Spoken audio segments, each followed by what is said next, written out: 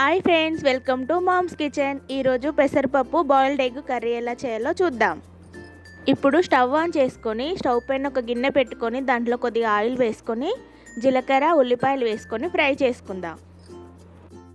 Onions fry అయిన తర్వాత అందులోకి పచ్చిమిర్చి వేసుకొని ఫ్రై చేసుకోవాలి.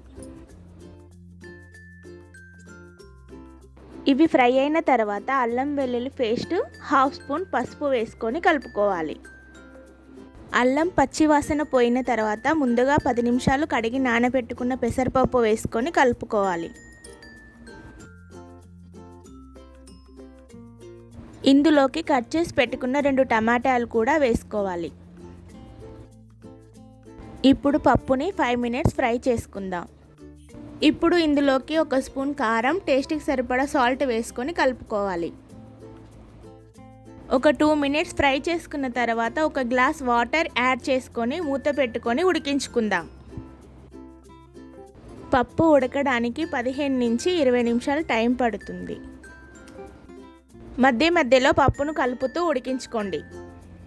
ఎప్పుడు చేసేలా కాకుండా ఇలా ఎగ్స్ వేస్ట్ చేస్తే పిల్లలు ఇష్టంగా తింటారు. ఇప్పుడు ఇందులోకి ఉడికించుకున్న ఎగ్స్ వేసుకొని 5 మినిట్స్ మూత పెట్టి ఉడికించుకుందాం.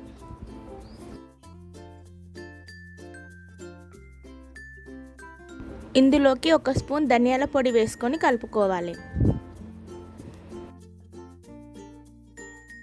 ఇప్పుడు కొత్తిమీర కూడా వేసుకొని కలుపుకుందాం.